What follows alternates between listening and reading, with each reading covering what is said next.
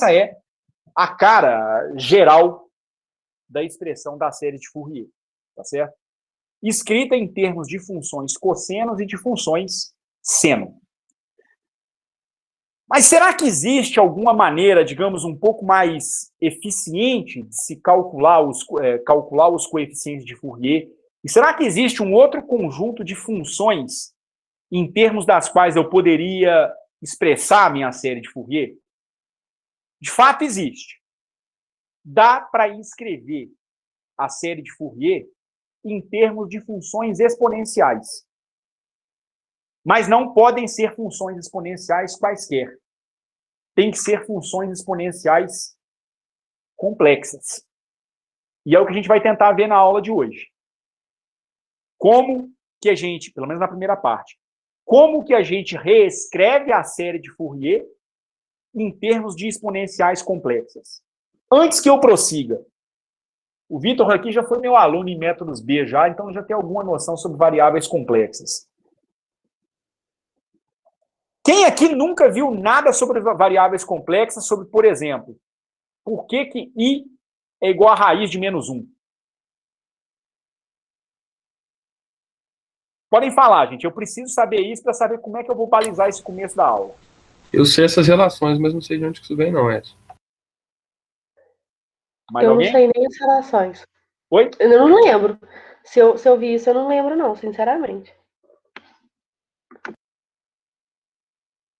Mais alguém? A Amanda, que eu vi que está aí também, o Daniel.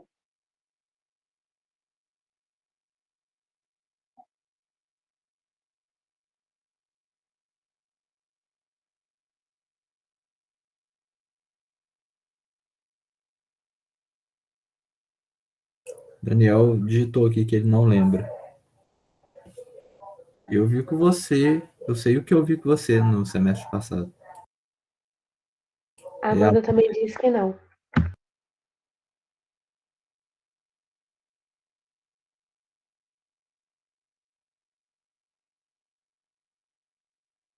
Vamos então, antes da gente voltar na série de Fourier,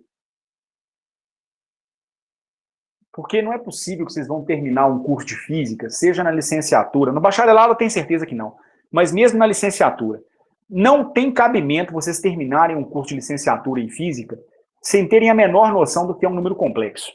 Não tem o menor cabimento a coisa dessa. Então, vejam só. Eu vou falar um básico, mas é um básico mesmo, sobre números complexos. Esqueçam, então, nesse momento, séries de Fourier. Tá certo? Série de Fourier vai aparecer para a gente num segundo momento.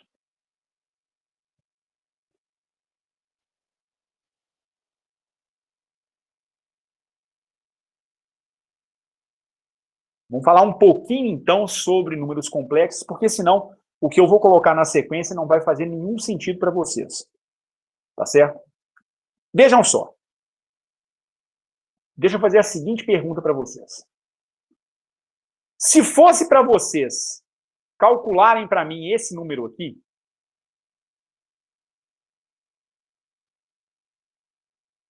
digamos que eu coloque essa pergunta como uma motivação para vocês. Calcule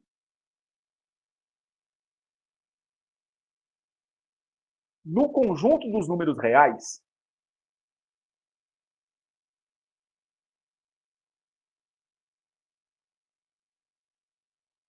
a raiz quadrada de -2.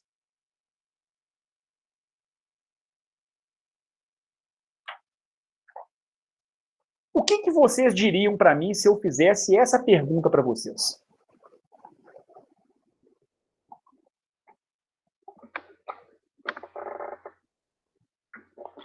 A raiz não pertence aos números reais? Num primeiro momento, o Ingrid, a gente até poderia dizer algo até mais drástico. Se eu estou pedindo que você calcule no conjunto dos números reais essa quantidade, o que você vai falar para mim é que isso não tem resposta. Na verdade, isso aqui não existe no conjunto dos números reais. No conjunto dos números reais, só é possível você efetuar o cálculo de raízes quadradas se o número dentro da raiz quadrada for positivo. Você concorda comigo? Sim. Então não existe. Esse é o primeiro problema. Tal número, no conjunto dos números reais, ele não vai existir. Ocorre o seguinte: quem disse que a verdade se resume ao conjunto dos números reais? Será que existe algum outro conjunto em que a gente possa definir essa operação? Isso é o que a gente vai tentar responder a partir de agora. Será que existe algum número em algum conjunto que satisfaça a essa relação, que me permita calcular a raiz quadrada de um número negativo? Você repara que, no final das contas, raiz de menos 2 é igual a raiz de menos 1 vezes 2, o que pode parecer bobagem. Mas isso vai me permitir identificar onde está, de fato, o problema. Como a raiz de um produto é o produto de raízes, isso aqui seria igual a raiz de menos 1 vezes a raiz de 2. A raiz de 2 eu até sei calcular no conjunto dos números reais. O que eu não sei é a raiz quadrada de menos 1. Então, eu não sei calcular a raiz quadrada de menos 3, de menos 8, de menos 150, de qualquer número negativo, porque no conjunto dos números reais,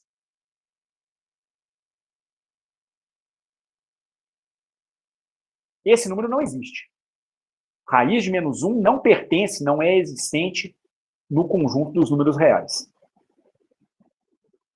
Então, esse tem que ser o nosso ponto de partida. A gente tem que pensar na existência de algum número e de um conjunto de operações nas quais essa propriedade, ou seja, a raiz de menos 1, ela seja bem definida. Vou tomar um golinho d'água, por favor, gente.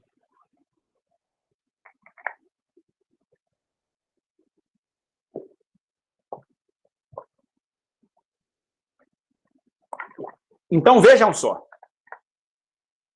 Nesse momento, eu vou fazer o seguinte. Eu vou ter que dar uma olhadinha no negócio aqui, porque eu não estava preparado para fazer esse negócio de cabeça agora, não. Mas me dei um minutinho que eu já retomo. Só um instantinho, por favor.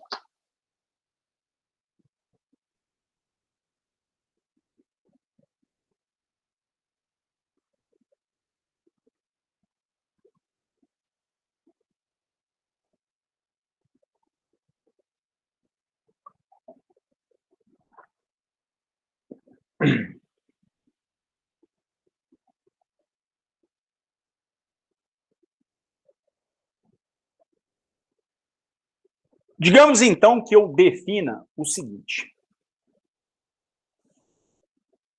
Eu vou introduzir um novo conjunto, que é um conjunto C, que eu vou chamar de conjunto dos números complexos.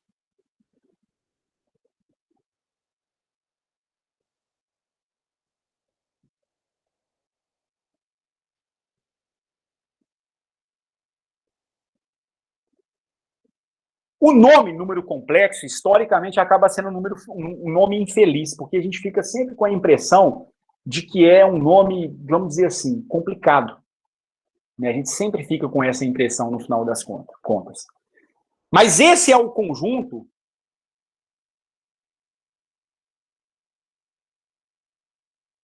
onde a gente vai definir, onde nós definiremos a raiz quadrada de menos 1. Ou seja, qual será o número z que elevado ao quadrado me dá o número menos 1? Existe um número que elevado ao quadrado me dá o número menos 1? Não no conjunto dos números reais. No conjunto dos números reais, isso aí não existe. Tá certo? Mas será que nesse novo conjunto vai existir? Depende. Depende de quê? Quando você define um conjunto na matemática, mais do que definir um conjunto, você precisa definir como são as operações em que as operações que você pode realizar dentro desse conjunto. Então, eu vou imaginar o seguinte. Eu vou imaginar um número, na verdade, um ponto num plano. Vai ser um plano parecido com o plano XY. Então, eu vou imaginar que esse número Z é igual a um par ordenado no plano XY. Nós precisamos definir as seguintes operações.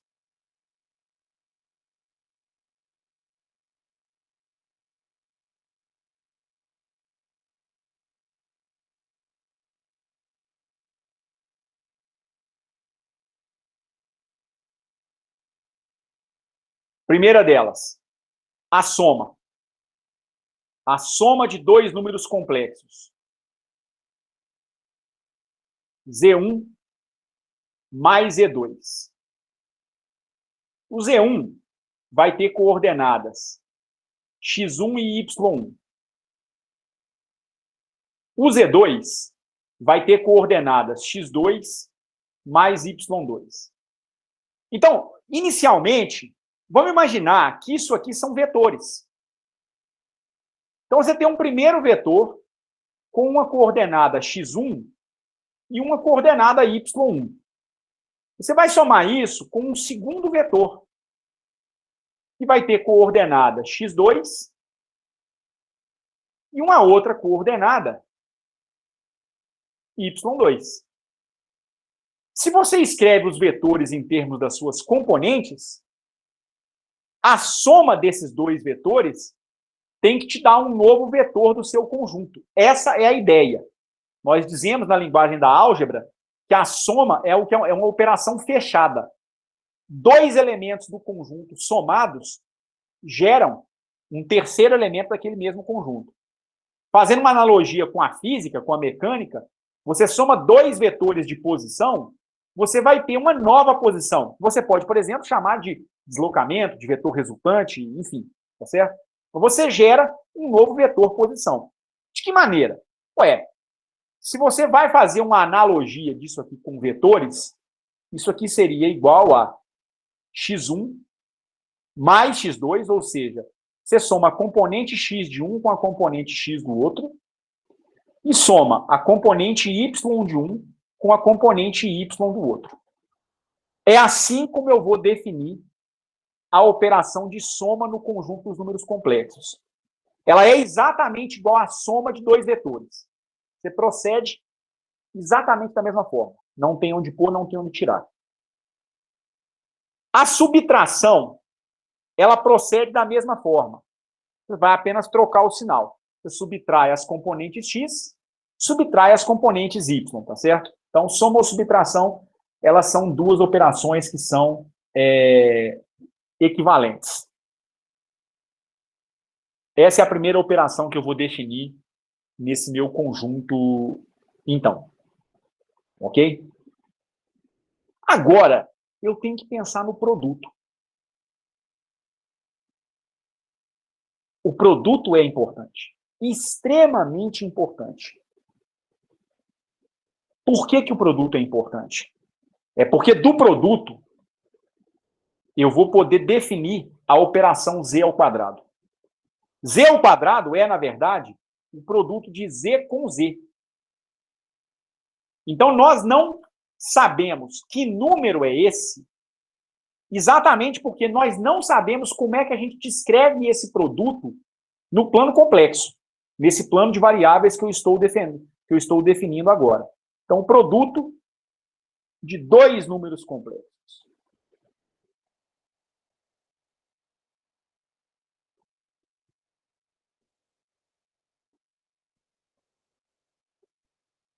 Então, vamos imaginar que eu tenho um primeiro número complexo que vai ter duas componentes, assim como antes. Eu vou chamar isso aqui de x1 e y1. E o Z2 vai ser igual a x2 e y2. Nesse momento, eu estou perguntando como que eu vou definir a operação do produto de dois números complexos nesse meu conjunto. Bem, vamos imaginar que a gente tente definir o produto como um produto escalar de dois vetores. Razoável.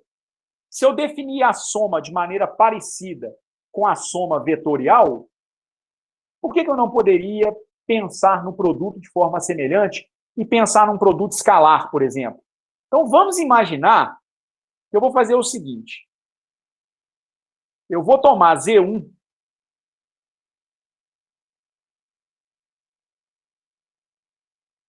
vezes Z2 como um produto escalar, de maneira parecida ao que eu faço com dois vetores.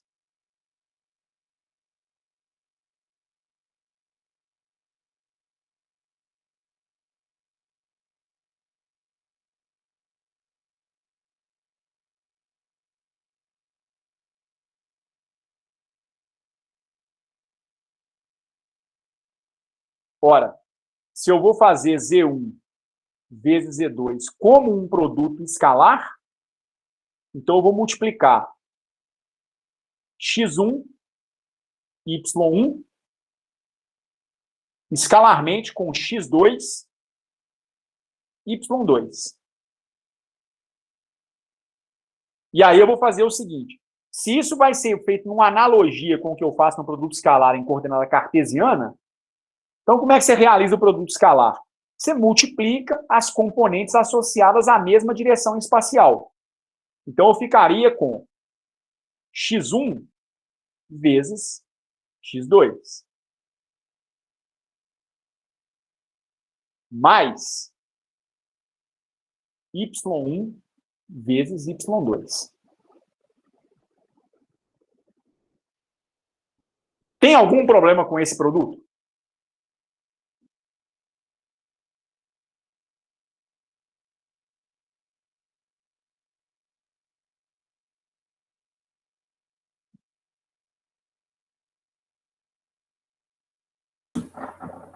Cosseno? Não é exatamente o cosseno, não, Vitor. Digamos que, se você faz uma analogia disso aqui com vetores no plano cartesiano, digamos que aqui seja 2, aqui seja 5. Aqui seja menos 3, aqui seja 6. Isso aqui, então, seria 2i mais 5j, fazendo produto escalar com menos 3i mais 6j. Eu posso fazer o produto escalar entre esses dois vetores sem conhecer o cosseno do ângulo entre eles, não é verdade? Verdade. Então, não há necessidade de conhecer o cosseno para descrever o produto escalar, desde que você saiba como é que você realiza o produto escalar entre os vetores unitários que você tem no seu sistema de coordenadas. Concorda com isso? Concordo. Pois é. Então, o problema não é esse. O problema é que nós ainda estamos perseguindo uma maneira de fazer com que z ao quadrado seja igual a menos 1. Então, reparem o seguinte. Eu estou pensando num número que, na verdade, é escrito em termos de dois números. E o produto dele por ele próprio me retorna apenas um número de novo. Ora, isso significa o seguinte. Digamos que eu faça Z1 igual a Z2 igual a Z. Concordam comigo que fazer Z1 vezes Z2 equivale a fazer Z ao quadrado? Sim. No caso do Z1 ser igual a Z2. Que é o que eu estou perseguindo. Eu quero... Arrumar uma maneira de calcular z ao quadrado e encontrar alguma maneira pela qual esse trem dá menos 1. Isso me daria o quê, então? X, y, multiplicado com x e y. Isso aqui me dá o quê? Pela noção de produto escalar, x vezes x, x ao quadrado. Mais y vezes y, y ao quadrado. Então, eu pergunto para vocês. Se eu definir o produto dessa maneira para o meu conjunto de números complexos, se ele for definido como um produto usual, um produto escalar usual, eu consigo obter um número que elevado ao quadrado dá menos 1? Porque, veja, o x pertence ao conjunto dos números reais. O y também. Então, as duas componentes desse meu z pertencem ao conjunto dos números reais. Quando eu pego um número real e elevo ao quadrado, qual que é o sinal dele, do resultante? Positivo. Tanto na primeira quanto na segunda parcela. Então, dá para fazer essa definição e obter um número negativo? Não. Não tem jeito. Então, é impossível obter um par x e y tal que eu tenha z ao quadrado igual a menos 1 com a definição de produto acima.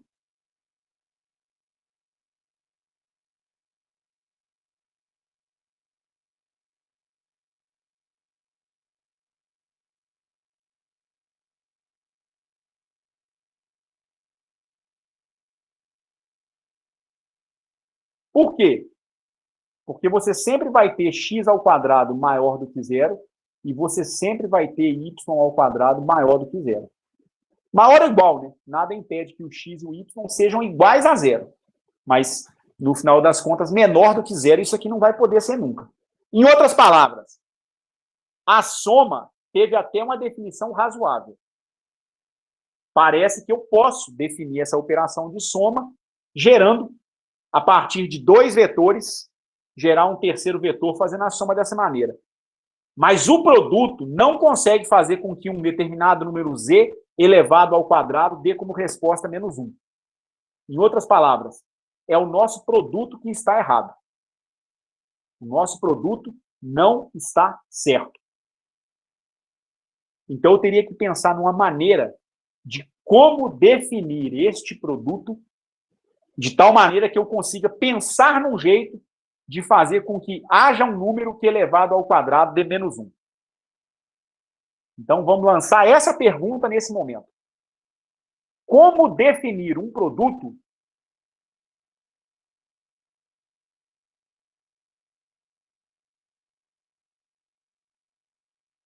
neste conjunto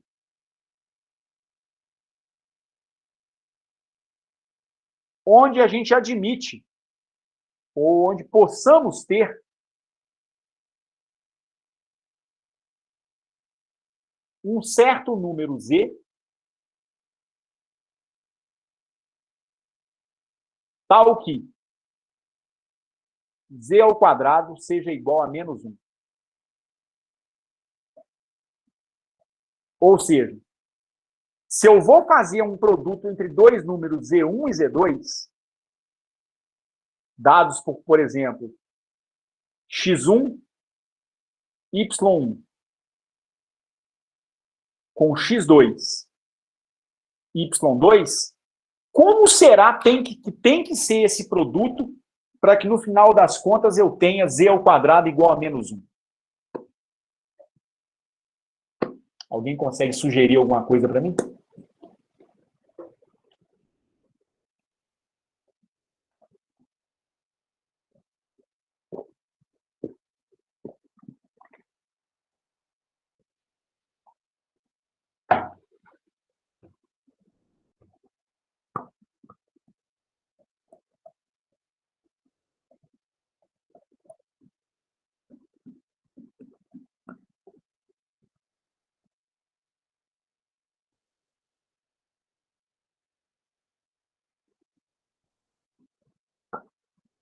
Difícil a pergunta, né?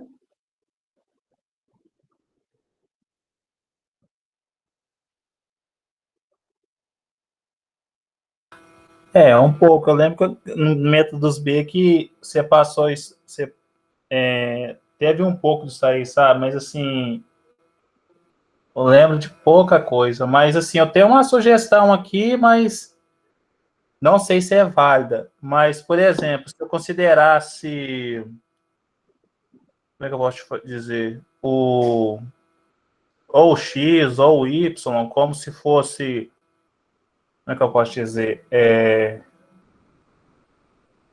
Tipo, eu colocasse 2x, tipo assim, menos 2x1, tá? Aí, tipo, ficaria assim, como é que pode dizer? Não, peraí. É que o... Gente.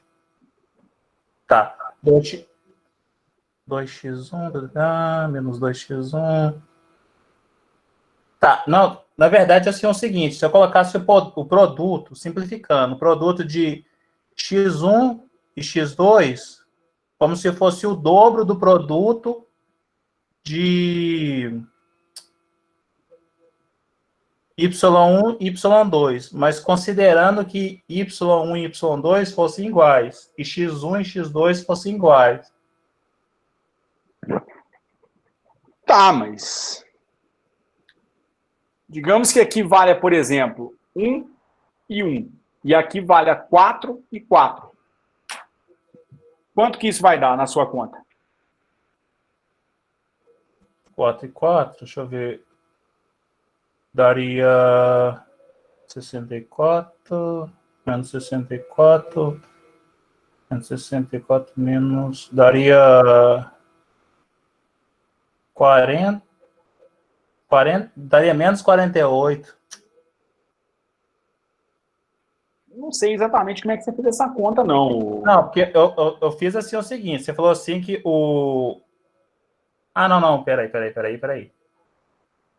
Daria 2... 1 em 1. Não, na verdade, eu não pensei desse jeito assim, não. Eu coloquei assim, que o produto de x1 e x2 fosse o dobro do produto do produto dos y, simplificando. Nesse caso, por exemplo, assim, considerando que os y é igual a 4, seria então o produto de... Então, seria, no caso, 8 ao quadrado, no caso, seria menos 8 ao quadrado, menos 8 ao quadrado mais 4 ao quadrado. Eu considerando como se... Mas, no caso, eu considerei como se o produto do x fosse 1, o valor do x fosse 1. E no caso, não sei se você está entendendo o que eu estou querendo dizer. Não, honestamente, não. Não ficou muito claro para mim, não, sinceramente. Porque de onde é que você está tirando 8 ao quadrado? Não, peraí, você me perguntou assim para mim, no que eu pensei. Eu estou considerando o produto do x como se fosse o dobro do y. Não, tudo bem. Mas no caso, eu considerei aqui como se o x, o produto do x fosse 1, e o produto dos y fosse 1, mas considerando que o produto do x fosse o dobro do produto dos y. Mas por que o dobro? Não, é uma sugestão que eu coloquei. Tipo assim, não. Ô, Vitor, uma sugestão, seja ela em física ou matemática, ela tem que ter algum fundamento. Eu estou te perguntando o seguinte: qual é o fundamento de você escolher o dobro? Porque, digamos, o Kevin ou a Amanda poderiam sugerir 5 vezes, 3 vezes. E eu iria perguntar para eles a mesma coisa. Qual o fundamento da sugestão deles? Por que você está privilegiando o dobro? Tem que ter uma razão para isso. Entendeu? Nada contra você escolher o dobro, não. Nada contra. A questão não é essa, não. A questão é que é necessário que haja alguma justificativa para que você pense no dobro. Talvez sua justificativa esteja errada, tudo bem, mas tem que haver uma, não é escolher um número aleatoriamente. Daí eu te pergunto de novo. É porque qual a justificativa que você teria para escolher o dobro para componente X? Que no caso, agora pensando aqui, porque eu pensei assim, que aí tá, eu teria o produto dos dois, só que aí eu pensei assim, eu tirando, tipo assim, no caso assim, eu tirando a diferença do produto, eu tirando, tira a diferença do produto, depois eu tiro isso daí ao quadrado, como é que fala, gente? Eu teria um produto, no caso, um produto negativo, eu tirava a raiz disso, mas eu pensei mal aqui. Não, eu não quero dizer que você pensou mal, não, entendeu? Eu ainda não entendi bem o fundamento da sua proposta. Eu não quero dizer que está errado, não, entendeu? É provável que haja lógica nela. É importante apenas a gente tentar entender essa lógica. De repente é um palpite certo. Então não pode ser meramente um palpite, tem que haver uma razão por trás dele.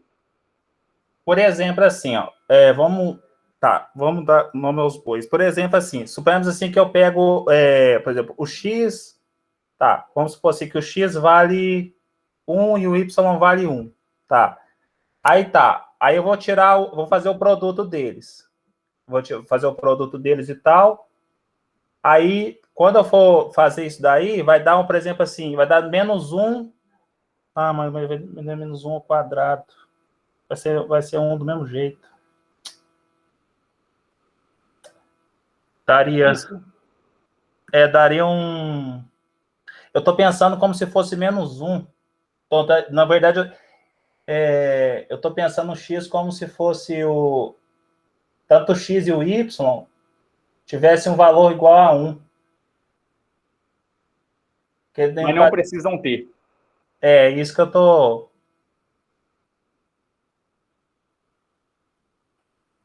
Eu entendi sua lógica agora, mas não precisam ter, Vitor. E, na verdade, nem podem, né? A gente quer, no final das contas, a coisa o mais geral possível. Entendeu? Aham. Bom, isso aqui, gente, eu quero que fique claro o seguinte. Eu não pretendo dar um curso de variáveis complexas para vocês em uma aula. Tá certo? Isso é apenas uma maneira de tentar introduzir para vocês como é que o tal do I surge na matemática e de onde é que ele vai, por que a partir daí ele vai ser usado na física, tá certo? Quem tiver interesse deve tentar fazer o curso de métodos B o mais rápido possível, tá certo? Que é no curso de métodos B em que a gente vê a parte de variáveis complexas com um nível de detalhe, de cuidado muito maior, né? Mas acho que é um resumo que já permite clarear um bocado de coisa em alguns aspectos. Então, vejam só. A minha pergunta é, como é que eu posso definir esse produto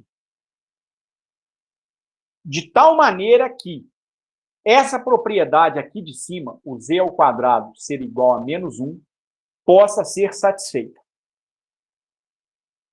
Então, eu tenho que pensar dois números complexos, z1 e z2, escritos em termos de componentes que lembram componentes cartesianas, e definir um produto entre eles, tal que, num segundo momento, se eu fizer o Z1 igual a Z2, isso aqui vai ser igual a -1. Esse é o nosso objetivo. Só existe uma maneira de definir esse produto e de tal forma que permite que essa minha propriedade aqui em cima, que eu vou chamar de propriedade 1, seja satisfeita.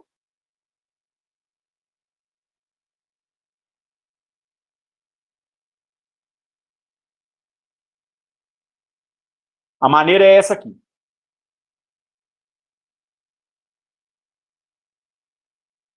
Z1 vezes X2 tem, vejam bem, o negócio é forte, tem que ser definido dessa forma. X1 vezes X2 menos y1 vezes y2. Então, você vai gerar um novo número pertencente ao conjunto dos números complexos. Então, ele tem que ter uma parte, uma componente em x e uma componente em y, tal que x1 vezes x2 menos y1 vezes y2 é a nova componente x, e a nova componente y seria essa aqui, x1 vezes y2 mais x2 vezes y1.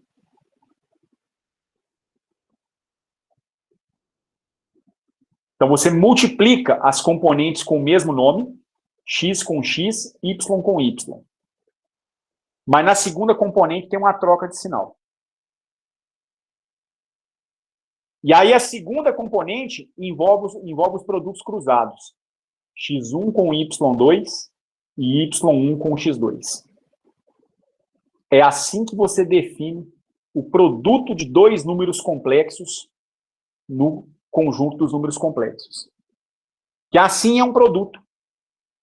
Você pega dois números reais e multiplica dois números reais entre si, isso tem que te gerar um novo número real. A operação te gera um novo elemento que tem que estar dentro daquela caixa chamada conjunto dos números reais. Esse número que eu estou inventando, chamado número complexo, ele precisa ter essa propriedade. Ele precisa ter um produto tal que, na hora que você realiza o produto dos dois números escritos dessa forma, a primeira componente tenha essa cara, a segunda componente tenha essa cara aqui. E aí, com certeza, vocês vão falar, puxa, mas eu não enxergaria isso nunca. Não quero dizer que é fácil enxergar isso.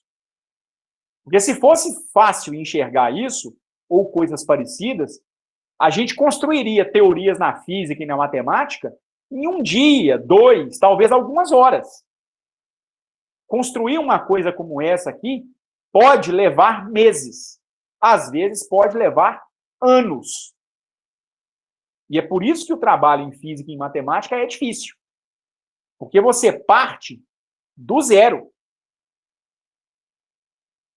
Você parte do zero para poder chegar num negócio desse aqui.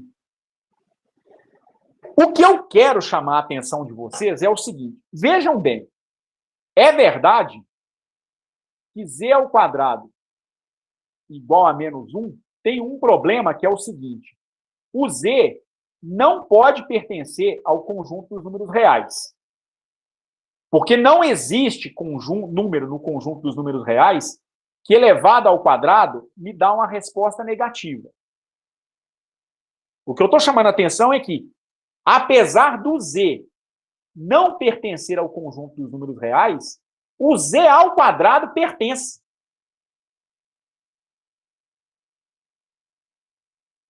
Porque menos 1 pertence ao conjunto dos números reais. Então vejam que número doido. Ele em si não cabe no conjunto dos números reais. Mas o seu quadrado cabe. Uma potência dele cabe no conjunto dos números reais. E aí, a gente tem com isso o seguinte. Quem seria z ao quadrado?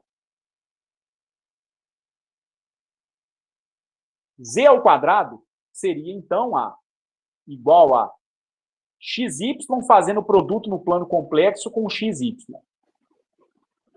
Seguindo a minha definição de produto no conjunto dos números complexos, isso aqui daria x vezes x na primeira componente, x ao quadrado. Y vezes y na primeira componente. Só que você troca esse camarada aqui, o sinal dele. Dá mais. Y1 vezes y2 daria y ao quadrado. Tem um sinal negativo. E aí vem as componentes x vezes y e depois y vezes x.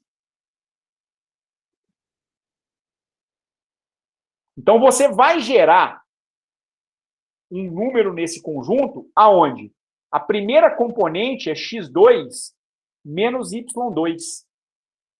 A segunda componente é 2x vezes y. Começa até a ter uma cara de produto notável. Quadrado do primeiro, quadrado do segundo, 2 vezes o primeiro pelo segundo. Os sinais não estão muito bentos, não, mas tem alguma semelhança com o produto notável. Vamos fazer um teste, então, para ver se esse nosso produto é capaz de resultar para nós no número menos 1. Então, vamos fazer o seguinte exemplo.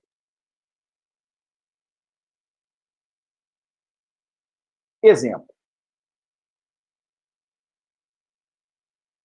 Vamos calcular z ao quadrado, sendo o número z igual a esse aqui.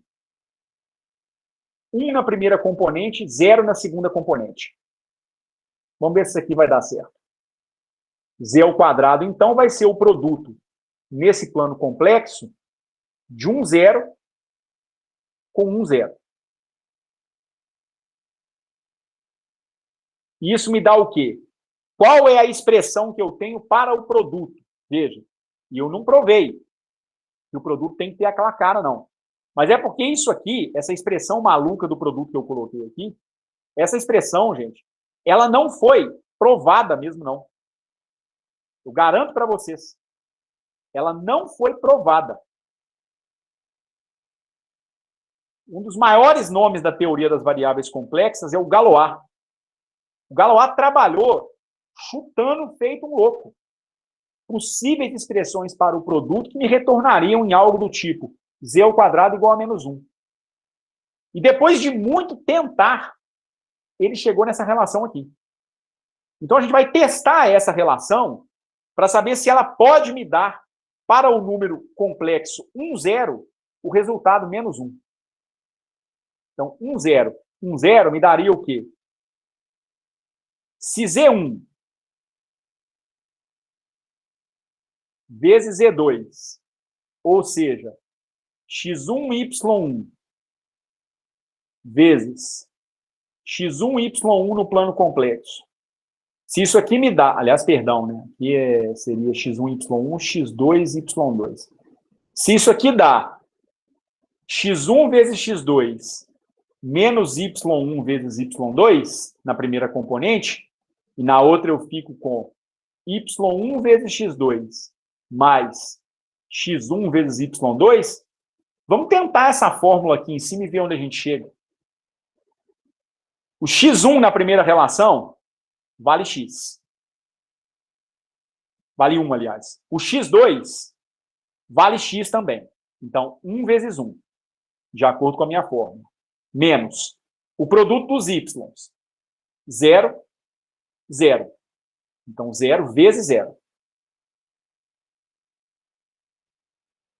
Depois, y1, x2. 0 vezes 1. Mais x1, y2. 1 vezes 0. Então, quem deu o z ao quadrado nesse caso? 1 vezes 1 dá 1. 0 vezes 0 dá 0. 0 com 1 dá 1. 0 vezes 1 dá 0. 1 vezes 0 dá 0. Então, z ao quadrado, nesse caso, é igual a z. Se o z for igual a 1 para x, 0 para y. Para esse número aqui, o quadrado do número retorna ele próprio. Isso aqui, gente, é idêntico ao que acontece no conjunto dos números reais.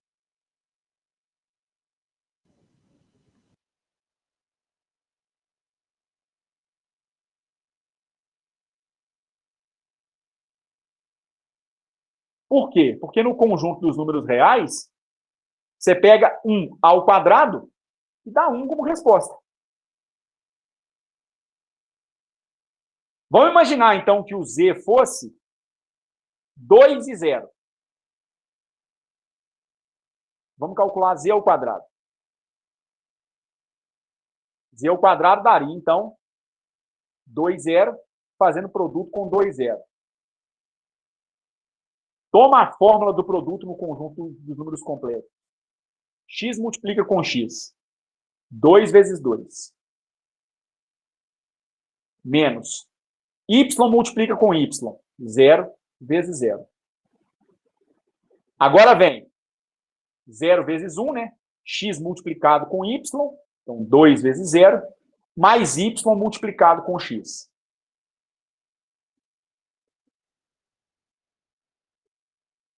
Então, isso aqui me dá 2 vezes 2, 4. E 0.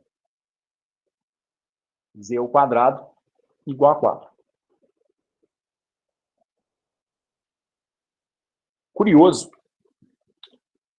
Novamente, é idêntico ao que acontece no conjunto dos números reais. 2 ao quadrado é 4. No conjunto dos números reais. Então, parece o seguinte. Sempre que a segunda componente é 0, o resultado que você obtém no produto é igual ao que você tem no conjunto dos números reais. Tá, isso aqui é para o quadrado. Então, vamos fazer um outro exemplo. Vamos pegar Z1 igual a...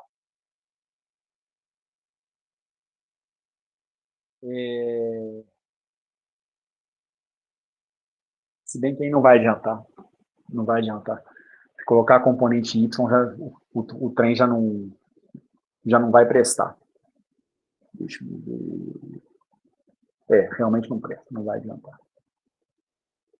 Então, o que parece é o seguinte. Esse número que nós estamos inventando é um número que, quando ele não tem a segunda componente, o quadrado dele replica o que acontece no conjunto dos números reais. Ah, não, eu lembrei de uma outra coisa. É porque aqui os números são iguais, tá certo? Vamos imaginar que os números são diferentes. Então, vamos imaginar Z1 igual a 2 e 0, o mesmo número de antes. E vamos imaginar que eu tenho Z2 igual a 6 e 0. Vamos fazer, então, Z1 vezes Z2. Pega a fórmula. Multiplica as componentes X primeiro. 2 vezes 6. Menos. Pega as componentes Y. 0, 0.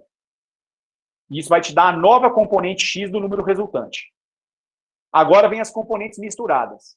2 vezes 0. E depois 0 vezes 6. 2 vezes 6, 12. Somado com 0 dá 0. E a segunda componente dá 0. Ou seja,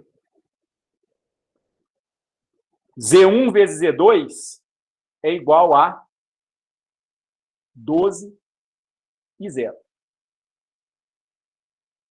Mas no conjunto dos números reais, 2 vezes 6 não dá 12? Sim. É evidente que dá 12. O que não é tão evidente é como é que essa fórmula está funcionando. Mas o que ela está mostrando para nós é o seguinte. Os 3 exemplos que eu coloquei, eles mostram um padrão de repetição. Que padrão é esse? Sempre que a segunda componente é 0,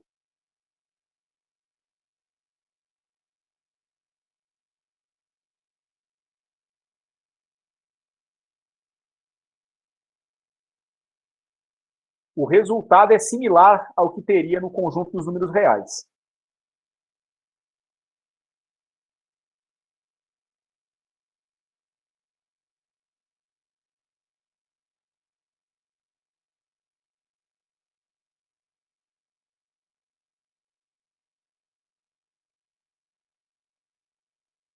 Então, tem alguma coisa a respeito dessa componente 2 aí, essa componente desse ponto cartesiano, né?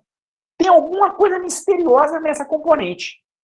De tal forma que, se ela não existe, o produto te retorna algo idêntico ao que acontece no conjunto dos números reais. Vamos brincar de inverter esse negócio. Eu fiz 3 exemplos em que eu mantive a primeira componente e zerei a segunda. Vamos fazer o contrário. Vamos agora zerar a primeira componente e manter a segunda diferente de 0.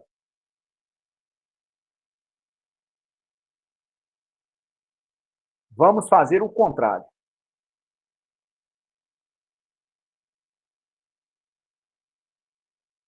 Nós vamos manter a primeira componente igual a zero.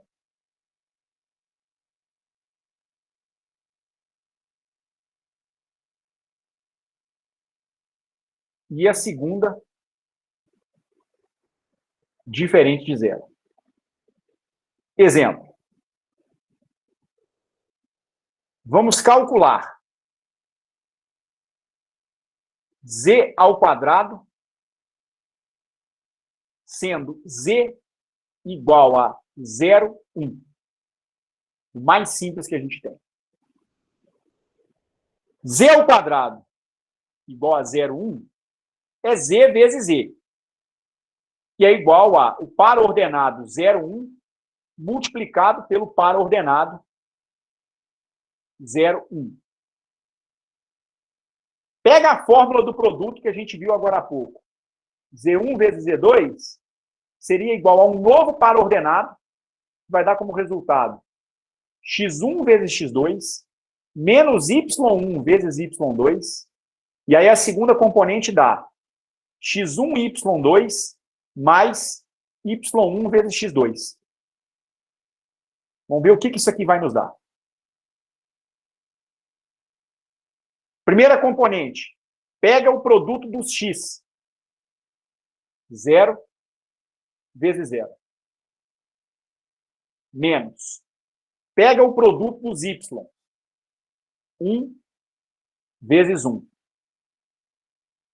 Agora, pega o produto dos x com y. 0 para x, 0 para x e 1 para y.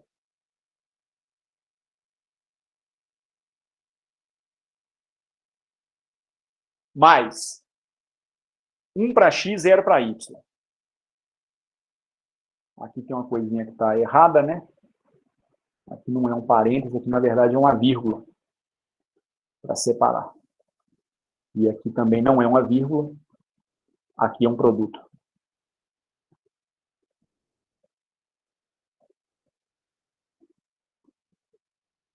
Zero vezes 0, 0. Menos 1 vezes 1 dá menos 1. Com 0, menos 1. 0 vezes 1, 0. 1 vezes 0, 0. Pronto. Eu acabei de encontrar um número cujo quadrado dá menos 1.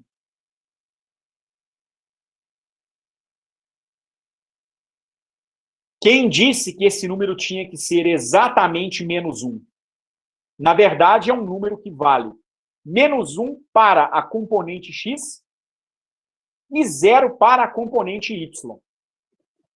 Então, essa componente aqui agora, a primeira componente desse par ordenado, ela vai começar a ser chamada a partir de agora de parte real.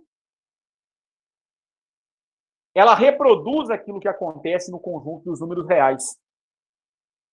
Então, eu dei para vocês um número que tinha só a segunda componente e o quadrado desse número me retornou um número que tem a primeira componente. É nesse sentido que o z ao quadrado dá menos 1. Então, a notação dos livros, em especial lá no ensino médio, ela é um pouco infeliz porque lá o produto não é definido dessa maneira um pouco mais sofisticada. Mas o menos 1 do qual se trata aquela definição, do falar que o z ao quadrado é igual a menos 1, aquilo ali, na verdade, quer dizer para nós um número que obedece a um produto como esse que nós estamos definindo e retorna no seu quadrado menos 1 para a primeira componente, que eu chamo de parte real, e 0 para a segunda componente, que eu chamo de parte imaginária.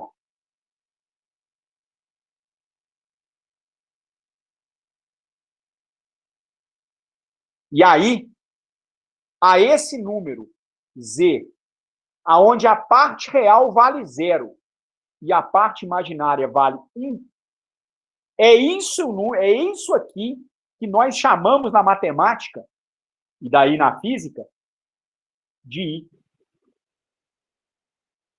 O I, na verdade, é um símbolo para um par ordenado no plano complexo, em que a parte real vale 0, a parte imaginária vale 1, e o produto é dado por essa relação que o Évariste Galois descobriu para a gente. E isso aqui, na verdade, é a raiz quadrada do número menos 1. Essa é a definição do I no conjunto dos números complexos. É um número que, na verdade, deve ser entendido como um par ordenado. É disso que nós estamos falando. E aí, o que acontece? Quando você eleva esse número ao quadrado, z ao quadrado seria igual a 0, 1 multiplicado por 0, 1. Que dá o menos 1, como a gente viu. Na verdade, dá menos 1 para a parte x, 0 para a parte y. Isso aqui equivale ao tal do i ao quadrado, que é igual a raiz de menos 1 elevado ao quadrado, que é igual a menos 1. Mas, na verdade, não é um menos 1 simples. É um número com duas componentes. É um número que se assemelha a um vetor. Ele não é um vetor porque o produto dele não é igual ao produto escalar e não é igual ao produto vetorial. É um produto típico para esse conjunto. Mas, na verdade, esse menos 1 aqui, ele quer refletir isso para a gente, né? Quer refletir um número onde a primeira componente, que é a real, vale menos 1, e a segunda componente vale 0. Isso é o que é o z ao quadrado igual a menos 1. Isso é o que é o tal do i elevado ao quadrado.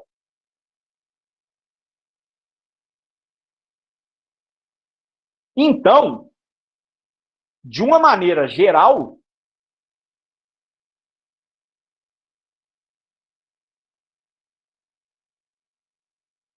um número complexo ele pode ser escrito dessa forma.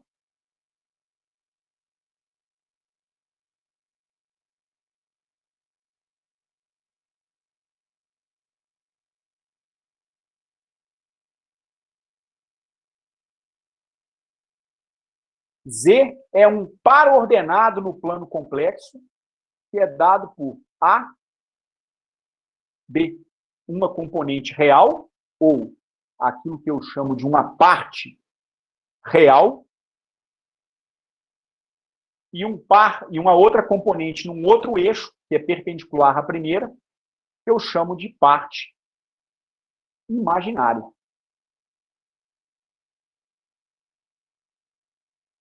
E esse par ordenado tem uma representação que é a seguinte. Isso aqui é igual a A mais I vezes B. Que é o que a gente costuma encontrar nos livros de matemática do ensino médio mesmo do ensino superior. Na verdade, gente, isso aqui é o quê, então?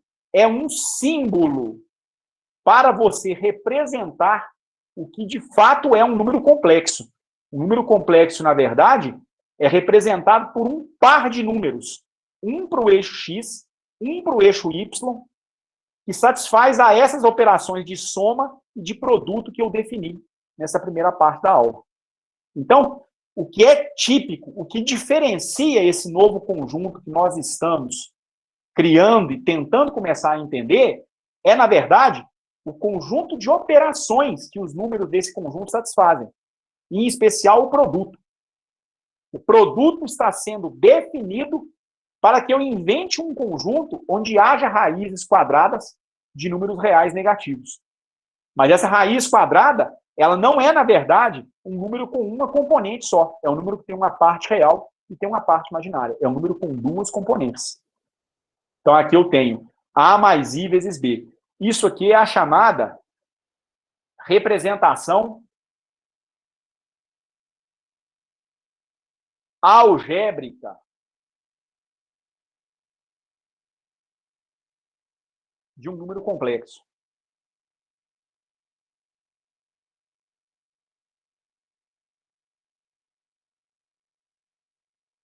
Z, então, é igual a A mais I vezes B.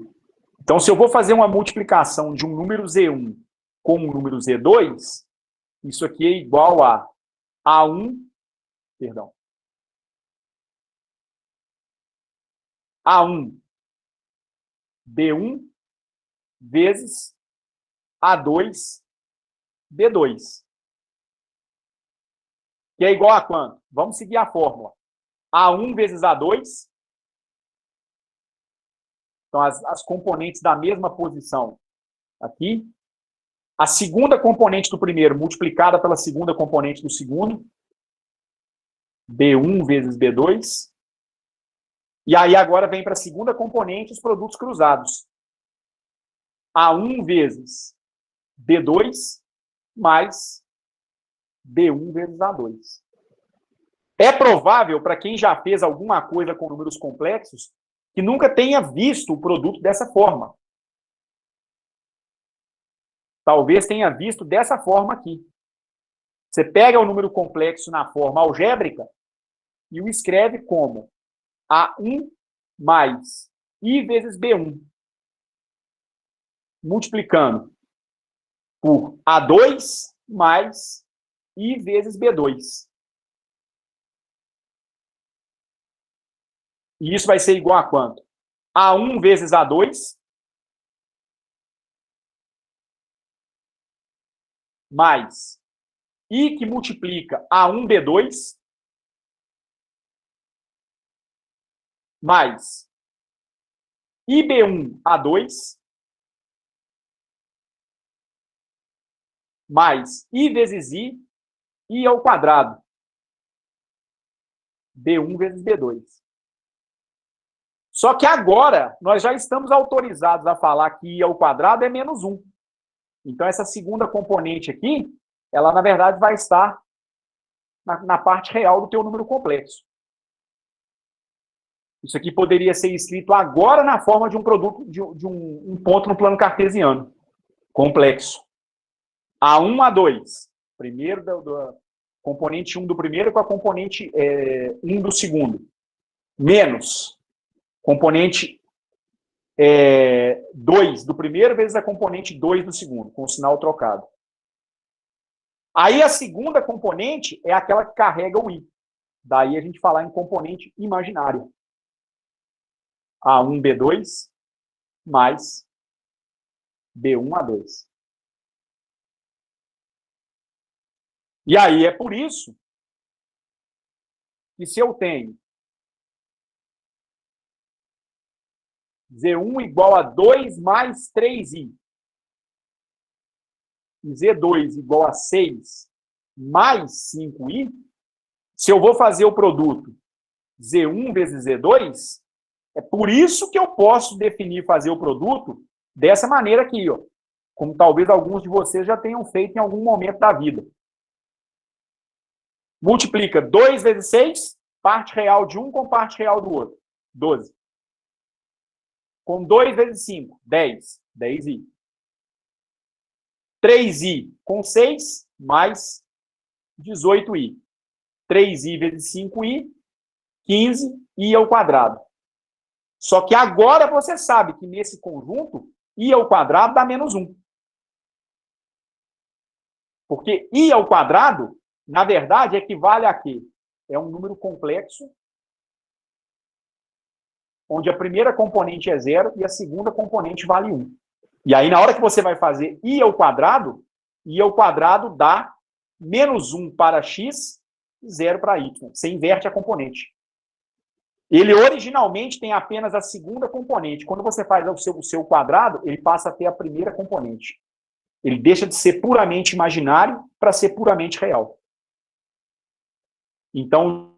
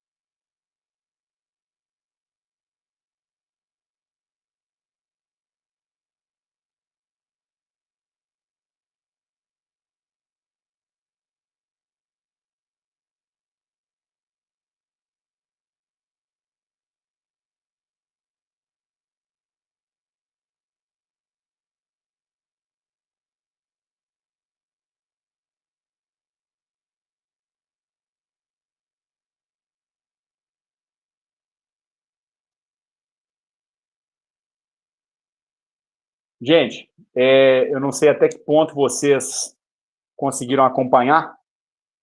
Eu fiz uma pergunta agora no final, né? Antes que eu dê prosseguimento, né? Queria saber se vocês têm perguntas, se há algum ponto que vocês não entenderam, alguma coisa que vocês querem que eu repita, enfim. Fiquem à vontade. Como eu sei que é algo novo para vocês, não me estranha se vocês ainda tiverem dúvidas, não. Algum ponto que vocês gostariam que eu repetisse, algo assim? Não, tá tranquilo, Edson. Por mim também. Tá, beleza. Eu só queria saber uma coisa, tipo assim, teria como ter outra dimensão, além de só... Porque seria o x e o yz, por exemplo. Não. Não, né? Só dá para definir um número complexo em duas dimensões mesmo. Então, uma componente para x, uma componente para y. Beleza. Entendeu? Kevin, você ia perguntar alguma coisa? Não, disse que estava tranquilo. Ok? Eu confesso que me surpreende quando vocês falam que isso aí está tranquilo, porque eu não vejo nada tranquilo nisso, não. Entendeu? Vocês não acham que é um negócio para lá de cabuloso um camarada inventar um produto que satisfaça uma propriedade como essa, não? Então, é até uma coisa, já que você está comentando, eu ia deixar para te perguntar depois, no final da aula, alguma coisa, mas você não poderia definir de forma mais fácil, fazendo o processo inverso, pegando a raiz de -1 e dando um nome para ela. Por exemplo, i, x, y, qualquer nome, só uma variável, né? E basear essas regras que você colocou para soma e produto de forma algébrica, tipo assim, a gente definiu o i, qualquer número complexo pode ser escrito como a mais bi, né? Como você escreveu, e aí tentar manter as mesmas propriedades que a gente conhece, distributiva, né? Comutativa, tudo que a gente fez de soma e produto, e aí você isola a parte real e a parte imaginária, igual você fez, e a gente vai chegar naquela regra. Não seria mais simples fazer isso, não?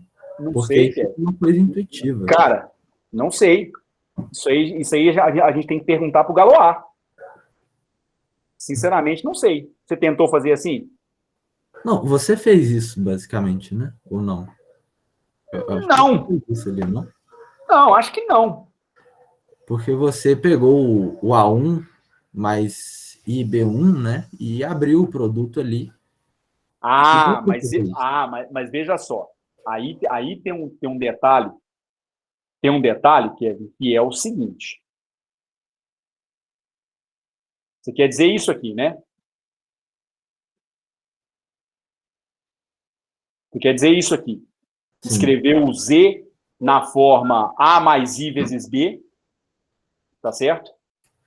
Sim. E aí representar o produto como A1 mais IB1 mais A2 mais IB2, algo assim. Eu concordo com você que esse caminho é o mais fácil. Eu concordo que ele é o mais fácil. Mas ele é mais fácil a partir do momento que você sabe como o produto é realizado. Porque aí você sabe que se você escrever seu número complexo dessa maneira, se você utilizar aquele produto que você só conseguiu aprender multiplicando dois pares ordenados e exigindo que, se eles forem iguais, você admite a possibilidade de ter -1 como resposta. Só a partir daí, esse caminho aqui se torna mais fácil. E é por isso que ele é apresentado nos livros didáticos. Só que, Kevin, originalmente, o Galois, os camaradas que desenvolveram a teoria de variáveis complexas, eles não percebiam e eles não sabiam que o número complexo poderia ser escrito dessa forma aqui. Por isso que eu costumo dizer o seguinte: essa maneira A mais I vezes B de se representar um número complexo é um símbolo, é uma representação.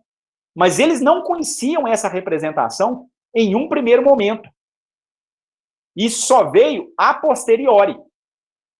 Depois de entender o que seria o I, o que seria o I ao quadrado e, principalmente, como que o produto poderia ser definido. Então, eu fico com a impressão, cara, que não é tão intuitivo quanto parece. Na minha opinião, é muito bonito. Para mim, é bonito pra caramba. Mas, já a partir de imediato que o Z é igual a A mais IB, entendeu? Faria a coisa até parecer trivial. Mas por que o Z é igual a A mais IB? Nenhum livro de matemática te explica isso. Pelo menos os livros de ensino médio, vamos dizer assim. Eles não explicam. Eles definem, eles jogam o Z como sendo igual a A mais I vezes B. E saem chutando o produto. Diz que o produto é feito daquela maneira. Mas por que o produto é feito daquela maneira? Existe uma razão mais fundamental por trás. Que é como construir um número dentro de um determinado conjunto cujo quadrado dá -1. Na verdade, -1 para uma componente, 0 para a outra componente. Não sei se você consegue perceber que há uma diferença sutil entre os dois caminhos. Eles não são exatamente equivalentes. Levam ao mesmo resultado, mas eles não são exatamente equivalentes. Sim, talvez seja uma falta de conhecimento matemático rigoroso que eu tenho, mas eu acho que faz mais sentido você definir os números complexos nessa forma, porque o seu problema inicial era, por exemplo, calcular raiz de -2, né, que pode ser escrito como raiz de -1, que você pode chamar de I, ou qualquer letra que você quiser. Não, o nome, você pode dar um nome que você bem entender. Então, sim. Sim, você poderia, a princípio, se aquele é o seu número complexo, escrever ele como raiz de -1 vezes um número real, como raiz de 2 ou raiz de 4. Tudo bem. Ou como que você quiser. Faria mais sentido, eu acho, para mim, escrever nessa forma a princípio, para poder definir as operações, do que colocar como um par num eixo que eu não conheço, que é um par ordenado XY, onde um é parte real e parte imaginária. Eu acho que faz mais sentido da outra forma, mas aí... Não faz. Eu posso garantir para você que não faz. Porque, por exemplo, vou te fazer uma pergunta nesse sentido. De fato, a gente vai poder representar isso aqui como um número que tem uma parte real e uma parte imaginária num plano complexo. Qual que é o ângulo entre esses dois eixos? Não sei. Assim, eu sei que é 90 graus, mas eu falo, para definir, eu não sei. Por quê? Por que é 90 graus? Não sei. Pois é. Não fica evidente em você tomar como ponto de partida essa expressão para um número complexo que o ângulo entre os dois camaradas tem que dar 90 graus. Não fica evidente. Isso eu garanto para você que não fica evidente. Só fica evidente se você definir primeiro o produto. Você define primeiro o produto e aí você mostra que se você pegar um número só com parte real multiplicado por um número só com parte imaginária, o produto dá 0. E o produto vai dar 0 de maneira similar ao que acontece no produto escalar entre dois vetores perpendiculares. Daí você definir que o ângulo entre os dois números no plano complexo vai ser de 90 graus. Eu não sei, Kevin. Talvez você tenha razão, entendeu? Mas quando você quer definir um conjunto, antes de você definir como é que é a forma do número dentro do conjunto, você precisa ter essa preocupação de definir como é que são as operações dentro desse conjunto. Porque isso, na verdade, faz parte daquilo que a gente chama de um espaço vetorial. A soma tem que gerar um novo elemento daquele espaço. O produto de dois elementos daquele espaço tem que gerar um novo elemento daquele espaço. Então, primeiro você teria que definir as operações. Eu fico com o sentimento de que a outra parte, a primeira maneira, ela é mais, digamos, não vou dizer prolixa, ela é mais densa de ser entendida, mas ela é mais precisa. Eu fico com a impressão que ela é mais precisa do que partir de cara de que o Z é igual a A mais I vezes B. Mas a gente pode pensar. De repente, na próxima aula, a gente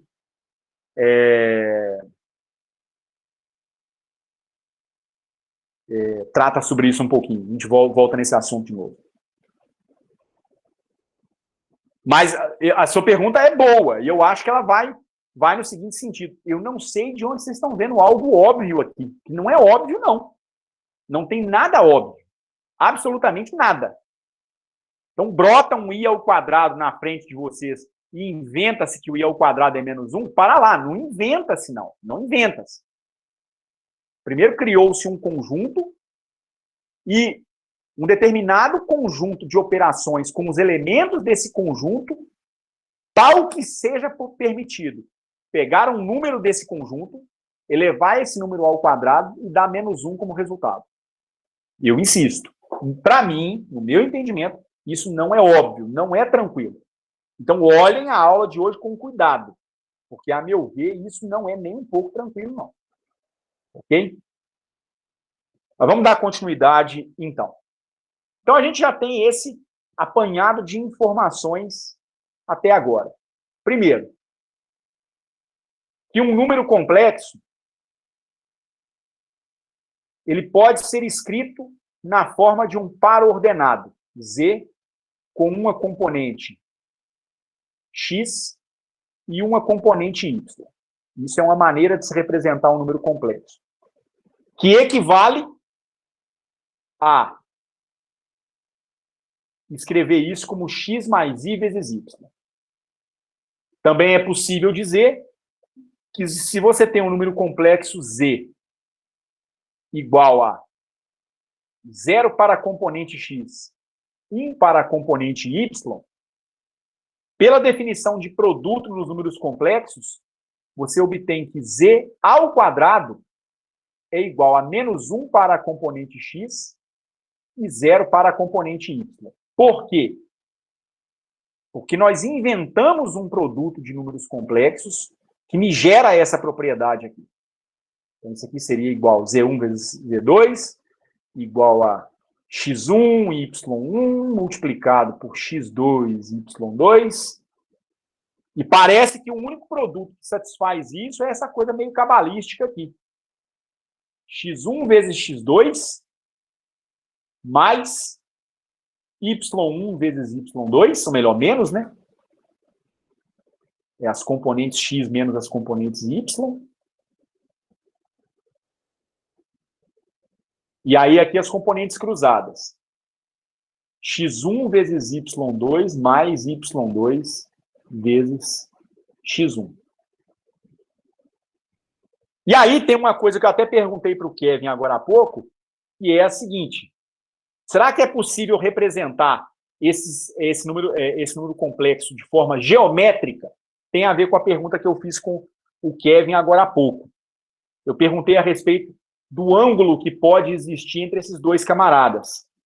Então, digamos que eu fosse calcular o produto entre esse número aqui, o número Z1 com componentes 1 para x, 0 para y, e um número Z2 com componente 0 para x e 1 para y.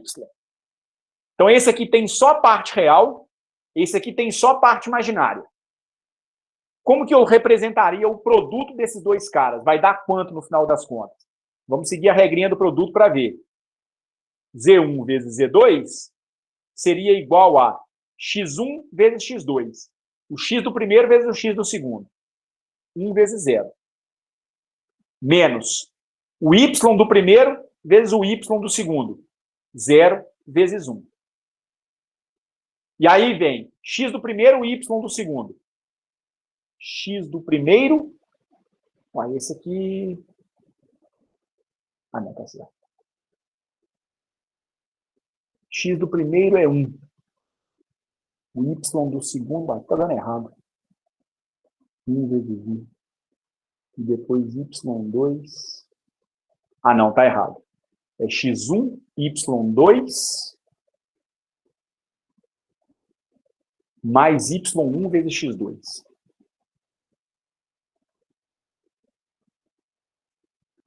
Y1 vezes x2. São as componentes cruzadas. Eu tinha colocado o mesmo índice. Então, 1 vezes 0, tá certo? 1 vezes 0, menos 0 vezes 1, x1 vezes x2. Aliás, x1 vezes y2. 1 vezes 1 dá 1. Ah, não, tá certo. Não tá errado, não. E o y1 vezes x2. y1 vezes x2 dá o quê? y1 é 0. 0 vezes 1. Tá certinho, não tem nada errado, não. Isso aqui vai dar 0. Isso aqui dá 0 também. Esse também dá 0. Isso aqui dá 0 para x, 1 para y. Então, z1 vezes z2 deu o próprio z2. Quer dizer, o z1 funcionou como um elemento neutro da multiplicação. Ele só reproduziu o número z2. Tá certo, então. Não era para se esperar que desse 0 mesmo, não. Tá certo? Eu tinha pensado uma coisa, mas estava errado. Uma coisa que a gente precisa aprender a fazer é o seguinte. Como será que a gente calcula o tamanho de um número complexo? O módulo de um número complexo?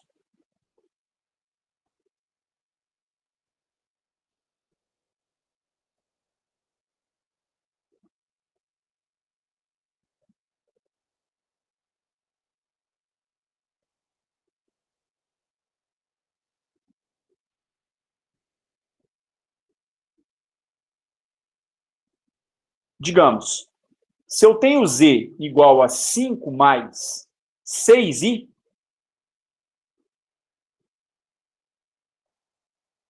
como é que eu faço para calcular o módulo de z? Alguém tem alguma sugestão?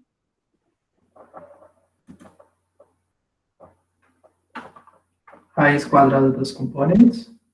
Como é que é? Raiz Raiz quadrada dos componentes ao quadrado. Tudo bem. Mas aí eu vou te perguntar uma coisa. Você vai levar em conta o i ou não vai na componente? Se o i ao quadrado é menos 1, não daria certo, não? Vamos ver. Eu acho que não dá. Olha só. Se eu fizer seguindo a sua sugestão, então isso aqui é a sugestão do Vitor Augusto.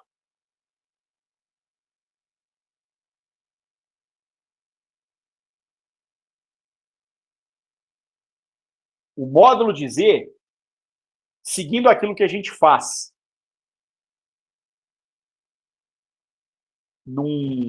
para um vetor, seria o módulo ao quadrado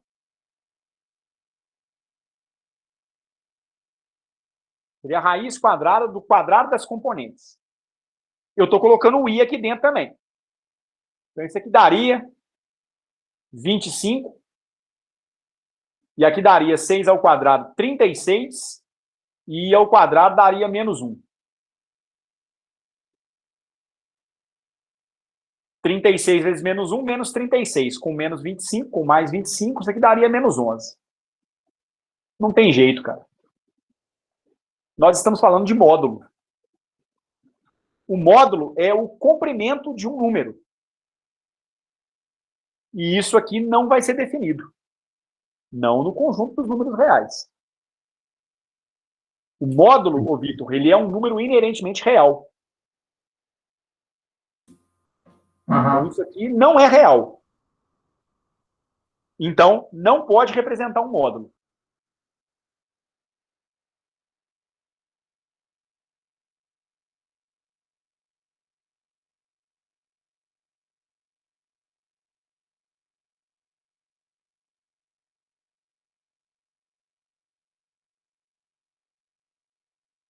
Então, quer dizer que a gente tem que pensar numa outra maneira de como representar o módulo. Mas antes da gente aprender a representar o módulo de um número complexo, a gente precisa definir uma outra operação. Nós temos que definir o que nós chamamos do conjugado de um número complexo.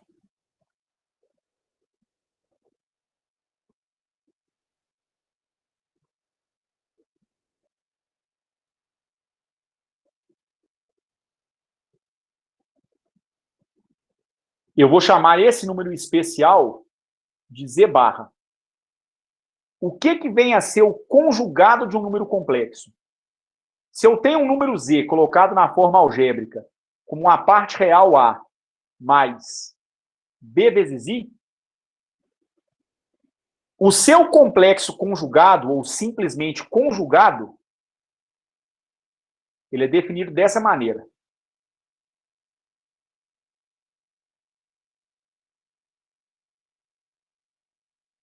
O Z barra, ele é um número aonde você preserva a parte real e troca o sinal da parte imaginária. Isso aqui é a definição de conjugação complexa ou do conjugado complexo de um número real. De número complexo, perdão. Você troca o sinal da parte imaginária. E aí, você consegue definir de maneira correta o que é o módulo de um número complexo. O módulo de um número complexo, ele vai depender fatalmente do número e do seu complexo conjugado. Quem no semestre que vem for fazer estrutura da matéria, vai em muitos momentos calcular o módulo quadrático de uma coisa chamada função de onda. Talvez alguém já tenha feito estrutura, talvez alguém esteja fazendo nesse período remoto, talvez já tenha visto alguma coisa na iniciação científica. E a função de onda na mecânica quântica, ela é um número complexo. E o módulo ao quadrado da função de onda é igual ao produto da função de onda pelo seu complexo conjugado. Então, o módulo em si é a raiz quadrada do produto de π com π barra. Ô, Vitor, isso aqui vai te dar o módulo correto. Ao invés de você pegar o quadrado das componentes, você tem que pegar o número complexo e multiplicá-lo pelo seu complexo conjugado. Aí você tira a raiz quadrada. Isso dá o módulo corretamente. Se você faz, então, Z vezes Z barra, isso aqui é igual a mais B vezes I, multiplicado com A menos B vezes I. E agora eu vou fazer o produto como vocês talvez estejam mais acostumados. A vezes A ao quadrado. A vezes BI, com o sinal negativo, é claro, né? Menos A vezes B vezes I. BI vezes A, B vezes A vezes I. E BI multiplicado com menos BI. B vezes I multiplicado com menos B vezes I. Isso dá o quê? A ao quadrado. AB vezes I é igual a BA vezes I. Mas os sinais aqui são trocados. E esse camarada é eliminado com esse. Aqui daria B com menos B elevado ao quadrado. Mas eu tenho I multiplicado com I. E I elevado ao quadrado dá menos 1. Esse sinal negativo, junto com esse sinal negativo, vai dar um sinal positivo.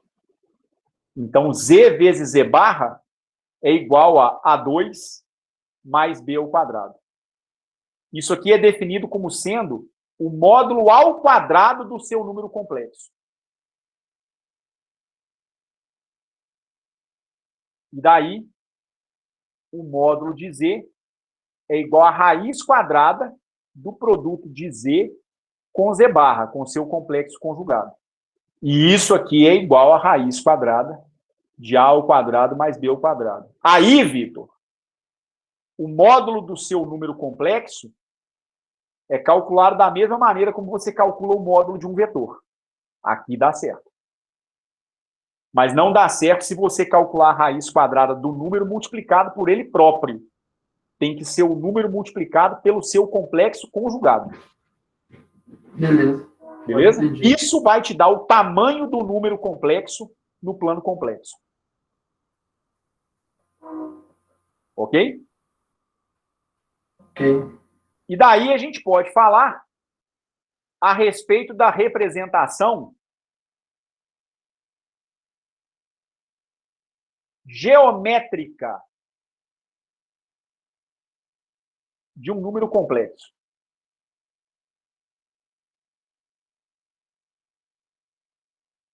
Isso, na teoria dos números complexos, recebe o nome de plano de Argand-Gauss.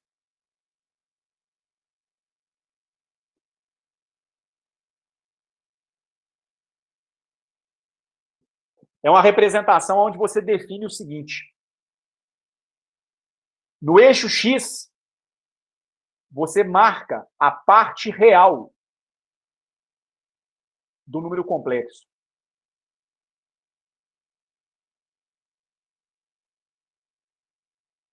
Já no eixo vertical,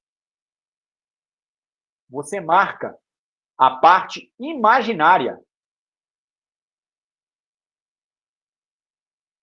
do número complexo.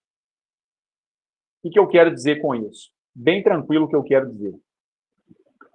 Se você tem um número complexo como escrito na forma algébrica, Z igual a A mais B vezes I, você pode representar isso aqui num plano de maneira parecida ao que você faz com um vetor na mecânica. Você faz o seguinte.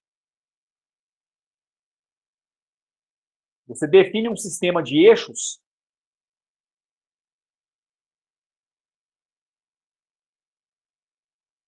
onde aqui no seu eixo X, você sempre vai colocar a parte real do seu número complexo, que eu chamo de RE de Z.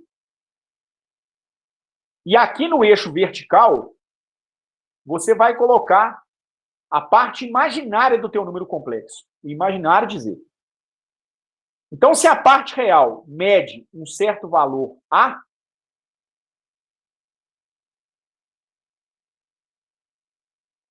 e a parte imaginária mede um certo valor B, digamos que o B tenha esse tamanho aqui, e já que isso aqui é um ponto ordenado, poderia ser escrito na forma A vezes B, AB, melhor dizendo, isso aqui é um ponto no seu plano complexo. Mas é possível você medir a distância desse ponto até a origem. É isso que é um módulo. O módulo é isso, no final das contas. É a distância de um número até a origem do seu sistema de coordenadas. Só que, no nosso caso, o nosso número é um número complexo.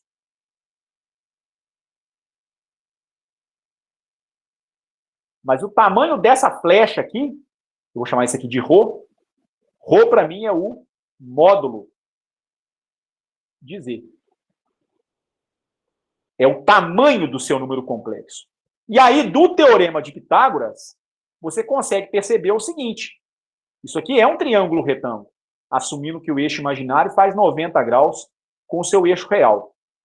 Então, o ρ, ele vai ser igual ao módulo de Z, que é igual a raiz quadrada de A ao quadrado mais B ao quadrado, do teorema de Pitágoras. Mas aí, Vitor, voltando no seu comentário, no que eu tinha comentado com você antes, só é possível você chegar nessa expressão se você representar o módulo como a raiz quadrada não do Z multiplicado por ele próprio, tá certo? E sim, para chegar na soma dos quadrados das componentes, você teria que multiplicar o Z pelo Z barra. O número complexo multiplicado pelo seu complexo conjugado. Não, beleza. Agora ok? entendi. Isso é que vai te dar o tamanho do seu número complexo. E eu ainda tenho uns minutos, então ainda vou falar mais uma coisinha ainda. Que é o seguinte.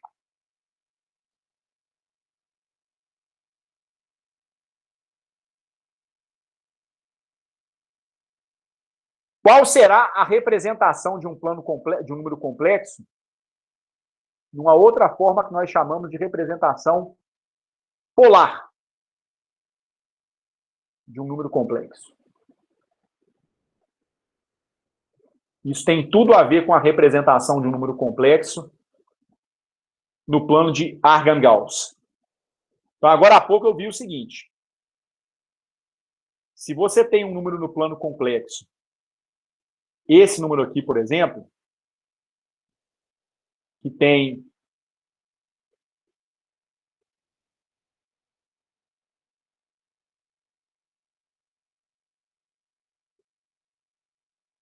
uma parte real.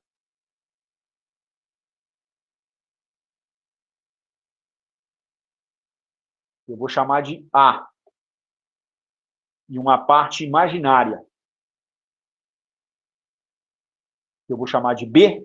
Então, aqui eu teria a parte imaginária do meu número complexo Z. Aqui eu teria a parte real do meu número complexo Z. Da origem até o ponto, o ponto ordenado, o par ordenado aqui no plano complexo, eu tenho uma distância ρ. Essa distância ρ, pelo teorema de Pitágoras, é igual a raiz quadrada de A ao quadrado mais B ao quadrado. Mas dá para começar a pensar nesse número complexo do ponto de vista de coordenadas polares.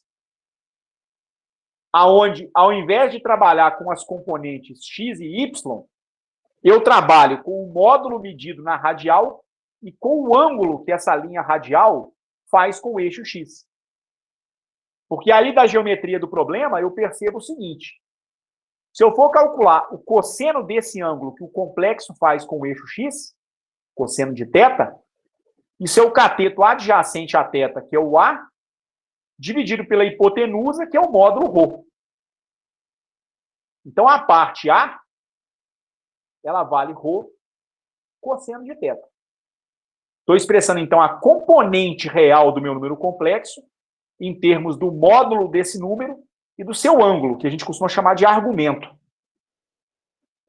Já se eu tomar o seno do ângulo θ, isso é igual a B, que é o cateto oposto ao ângulo θ, dividido pela hipotenusa, que é ρ.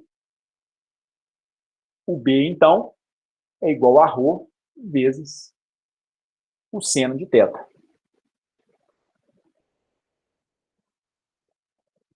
O Z, então, é igual a A mais I vezes B. O A vale ρ cosseno de θ. O B vale ρ seno de θ. Eu posso, então, colocar o ρ em evidência e ficar com cosseno de θ mais I vezes seno de θ.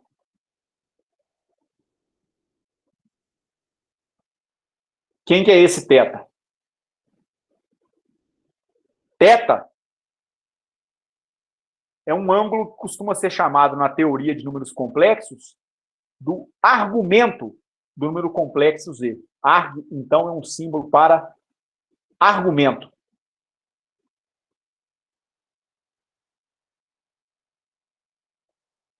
Θ, na verdade, é um ângulo, é o arco cuja tangente é o cateto oposto sobre o cateto adjacente. É o arco cuja tangente é parte imaginária sobre parte real. Essa maneira de expressar um número complexo, ela é chamada de representação polar de um número complexo.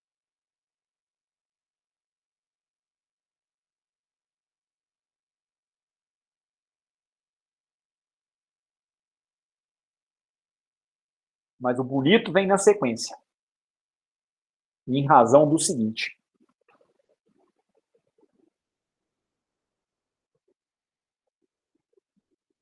se eu tenho Z igual a A mais I vezes B, isso é igual a ρ vezes cosseno de θ mais I vezes o seno de θ, como será que eu mostro que cosseno de θ mais I seno de θ é escrito em termos da exponencial de I vezes θ?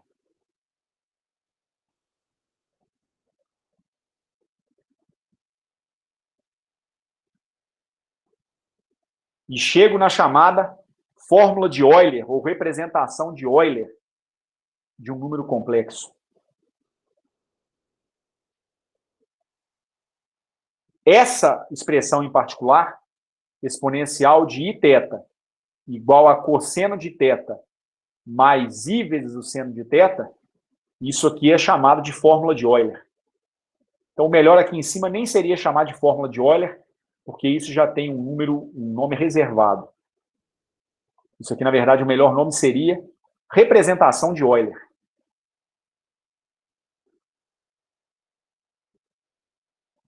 E essa expressão aqui, exponencial de θ igual a cosseno de θ mais i seno de θ, a essa expressão nós realmente damos o nome de fórmula de Euler. Mas como será que eu mostro que a exponencial de θ equivale a cosseno de θ mais i seno de θ?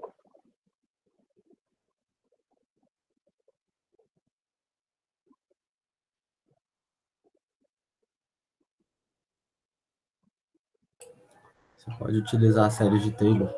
Exatamente. Para quem?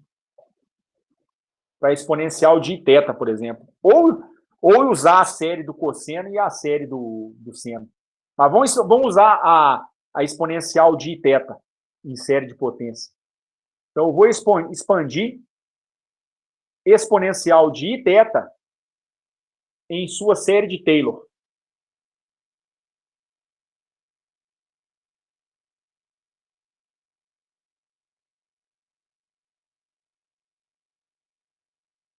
Exponencial de iθ seria escrito numa série de Taylor como um somatório com n indo de 0 até infinito, de 1 sobre n fatorial, enésima derivada de f.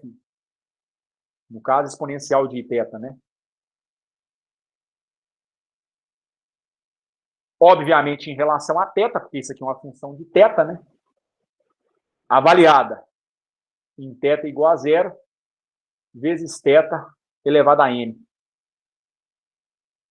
Se você aplicar a fórmula de Taylor para a exponencial de θ, você vai ver que exponencial de θ vai poder ser escrito dessa forma.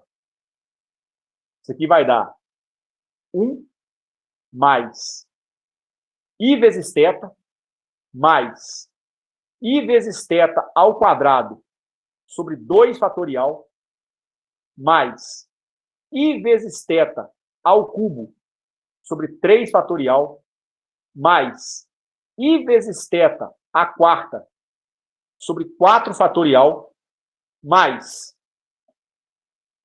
i vezes θ à quinta sobre 5 fatorial mais i vezes θ à sexta sobre 6 fatorial, e é claro que e assim por diante.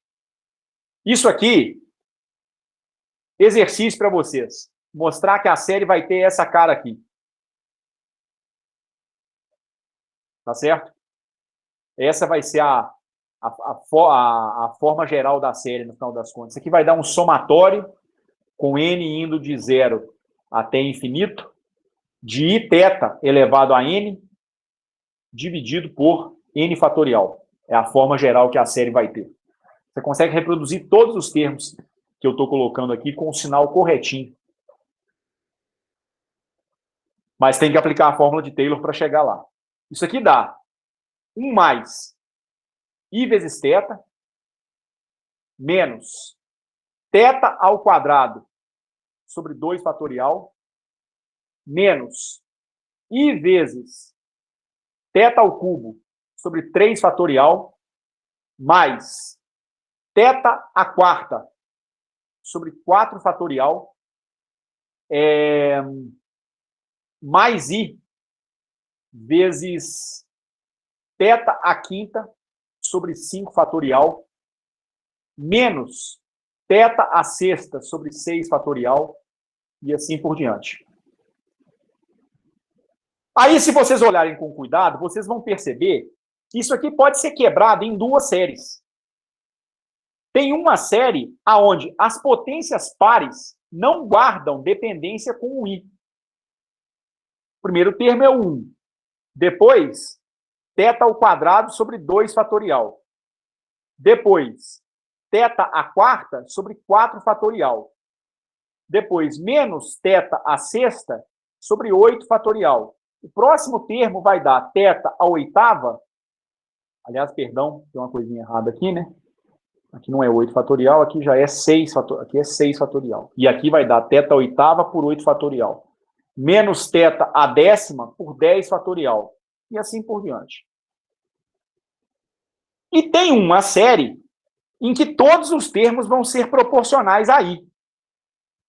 O primeiro termo é θ. O segundo, eu já coloquei o i em evidência, θ ao cubo sobre 3 fatorial. O próximo, eu já pus o i em evidência. θ à quinta por 5 fatorial. O próximo vai ser menos θ à sétima sobre 7 fatorial. Mais θ à 9 sobre 9 fatorial. E assim por diante. Aqui em cima também.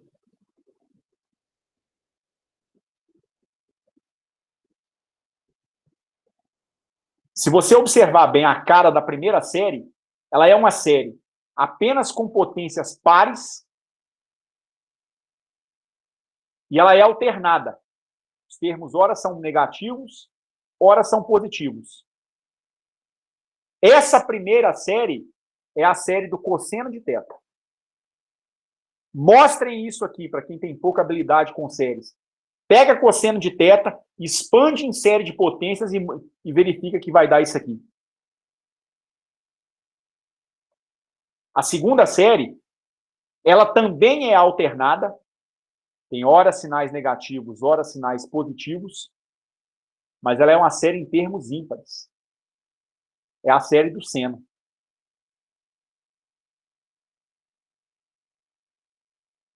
Então, a exponencial de θ pode ser reescrita como cosseno de θ mais i seno de θ. Quer dizer, cosseno de θ mais i seno de θ, você identifica que isso pode ser escrito como exponencial de θ de maneira simbólica.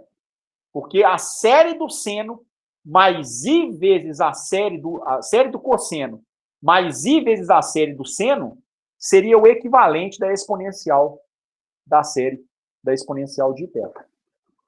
Eu precisava ter chegado exatamente nesse ponto. Por quê? Porque agora, com esse ponto aqui, eu posso falar na próxima aula sobre a forma complexa da série de Fourier.